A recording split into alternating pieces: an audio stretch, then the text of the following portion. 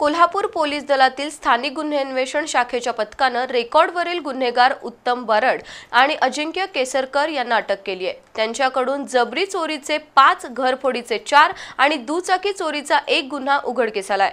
पोलिसांनी त्यांच्याकडून 16 तोळे सोने, 167 ग्रॅम चांदी असा 9.5 लाखांचा ऐवज जप्त केलाय। कोल्हापूर पोलीस दलातील स्थानिक गुन्हे अन्वेषण शाखेचे हवालदार संजय कुंभार, विजय इंगळे, रोहित मर्दाने यांचा मुरगुडमधील चेन स्नॅचिंगचा गुन्हा उघडकीस आणण्यासाठी प्रयत्न सुरू होता। संशयावरून त्यांनी रेकॉर्डवरील गुन्हेगार उत्तम बारडला ताब्यात घेतलं।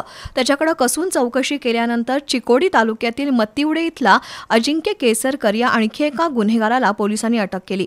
या दोघांकडे पोलिसी पद्धतीने चौकशी करण्यात आली।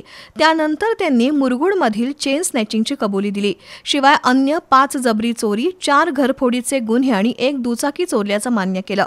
या चोरट्यांकडून 16 तोळे सोन्याचे दागिने, 167 ग्रॅम चांदीच्या वस्तू आणि 2 दुचाकी असा 9.5 लाख रुपये किमतीचा ऐवज जप्त करण्यात आलाय। ही कारवाई अप्पर पोलीस अधीक्षक डॉक्टर बी धीरज कुमार यांच्या मार्गदर्शनाखाली निरीक्षक रवींद्र कळमकर, उपनिरीक्षक जालंधर जाधव, संदीप बेंद्रे, लखन पाटील, शुभम संगपाळ, महेश पाटील, कृष्णात पिंगळे, संजय पडवळ, अनिल सरजे, तृप्ती सोरटे, संगीता खोत यांनी केली।